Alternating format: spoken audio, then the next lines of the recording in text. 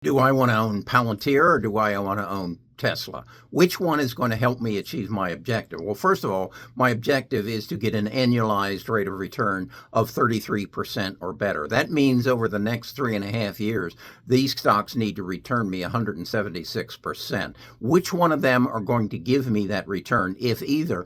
And how am I going to find stocks that will? Well, basically, what I have to do is find out what their earnings per share are going to be over the next 3.5 years, and then what their PE ratio is, and I multiply it out, and I can determine which of these two stocks, if either one of them, are going to give me my 33% annualized return. That's how I analyze stocks. That's how I dig in and find out what's going to happen in the future. It's just like picking a basketball player. Do you pick Seth Curry, or do you pick LeBron James, or do you pick somebody else? You look at their history and you predict their future.